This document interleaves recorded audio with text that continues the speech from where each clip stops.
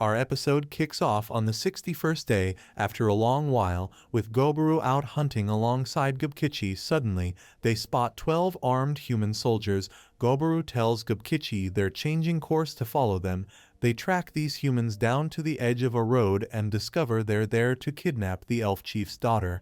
It seems they plan to attack them on their way back from some festival. Oh, by the way, if you're watching the video and haven't subscribed yet, please do so you won't miss updates. Goboru also finds out someone among the elves leaked the information.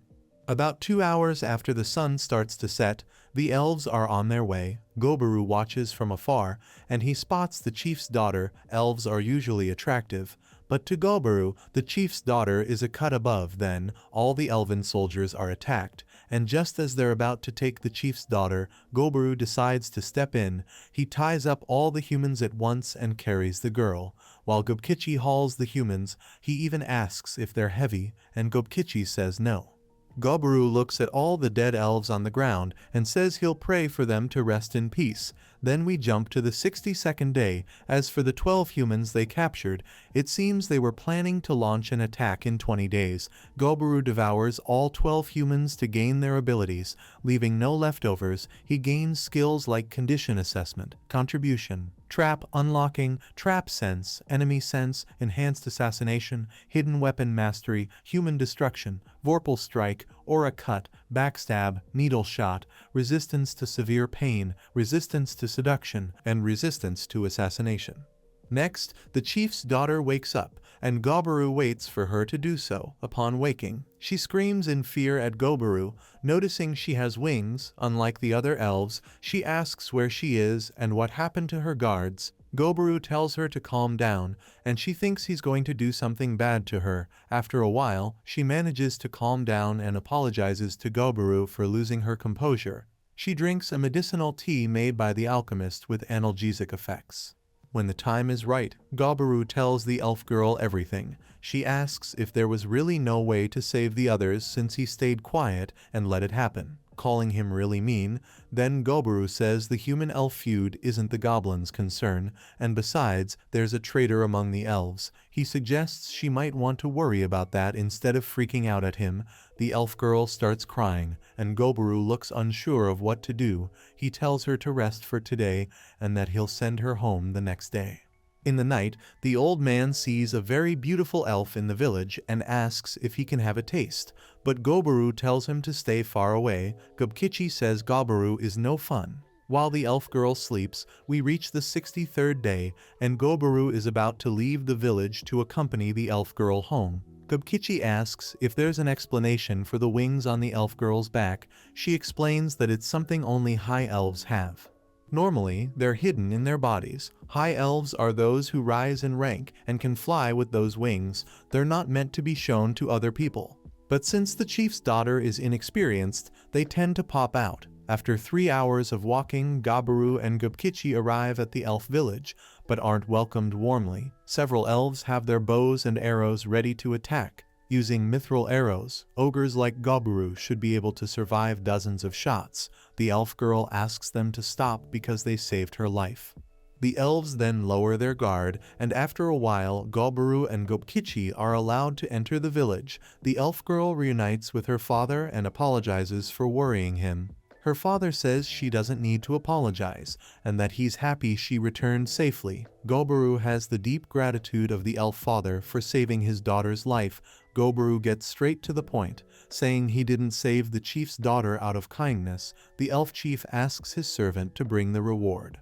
Goboru wants the elf chief to show what his children mean to him. It would be a good chance to understand his judgment. So, the elf chief presents the failknot, a magical item that's a treasure of their family. His daughter returned to him safely, and nothing is worth more than that. Goboru apologizes for testing the elf chief, and to make up for it, he has some information that the elf chief might find useful. The chief asks what it is, and Goboru mentions the movements of human forces as an example. The elf chief believes they'd make good friends. The elf chief gave a large amount of mithril, and in return, Goboru provided them with spirit stone knives, magical items in the shape of spades. Sealing the agreement they had, the elf chief wants to ask Goboru something and hopes he doesn't mind. A group of his elite warriors has been missing for almost 20 days, and he asks if Gobburu knows anything, but Gobburu denies it.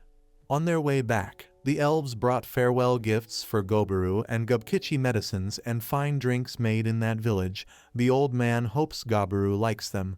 Gobburu says if he ever needs help, he can call the goblins and he'll get a friend discount. Then they head back to the village, and they're trying out the elves' drink, amazed at how delicious it is. That was another reason to get along with the elf chief. We reach the 64th day. Gobburu tries to wake up Gobmi, as it's already morning. Then he notices that Gobmi evolved into a Dampier variant overnight. But it wasn't just her, there were also 8 hobgoblins.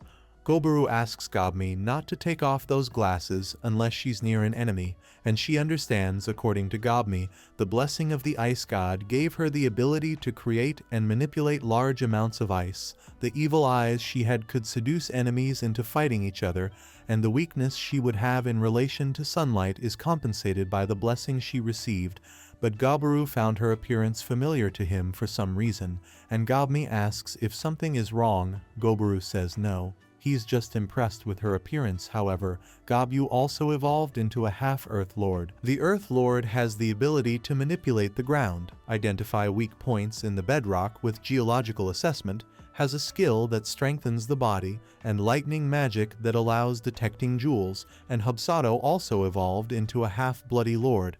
Her characteristic was being able to control blood and turn it into weapons. Gobburu wondered the places and forms were all different, but they all had tattoos similar to theirs, all saying they give some power, so he hoped to find out with time. Gobjai is shocked to see that they all evolved again. It seems they will all need new names. Then Hobsei will be called Witchsei, Gobmi will be Dombi, Hobsato is now Bloodsato, and Hobu is now Terry, Gubkichi will be Ogrekichi, and Gobdi will be Hobdi. But for Gobburu, all that mattered was that they could differentiate themselves. And that's how things stood in terms of the power of the different races, with Gobburu's village being superior. Once the human war began, the elves would turn to the goblins for help, and the more strength Gobburu had, the more tactical options he would have. With that, he distributed a new set of communication ear cuffs, but the elf women couldn't wear them. It's a big taboo for elves to decorate or disfigure their ears, and Gobburu saw no other choice.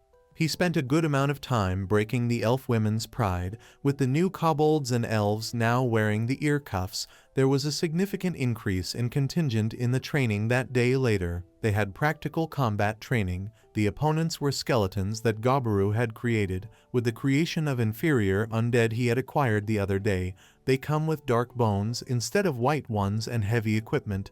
The more armor a skeleton has, the higher its quality. Even the elves, with mithril weapons, were effective against undead, almost couldn't win, but it seemed like the losers accepted the result. Gobburu saw that building trust naturally really worked well. We reached the 65th day. If Gobburu used less mana, he could create normal skeletons, zombies, and other undead. He wanted to taste them. But the lack of physical form prevented ghosts from being devoured. Undead were good opponents to practice against and gain experience, but they are purified in just a few tens of seconds in daylight. For Gobburu, it was annoying not being able to use them during the day. Gobburu was focused on training the kobolds and the elves. After all, the village was growing a lot, and the kobolds were in a very low position. The only way was to work hard to get stronger. We reached the 66th day. Gobburu had gone to the caves where the kobolds lived. After grabbing his belongings, he asked Terry to take control, and also, he had the kobolds practice group hunting. The idea was to increase the number of black wolf familiars. But they moved better than Gobburu expected, managing to capture 20 individuals. He believed the wolves could be useful as familiars, and also, they made a wild boar stew at night. The blacksmith showed Gobburu the axe he had damaged in the fight against the red bear in renewed form. The axe had received several improvements as the blacksmith modified almost everything.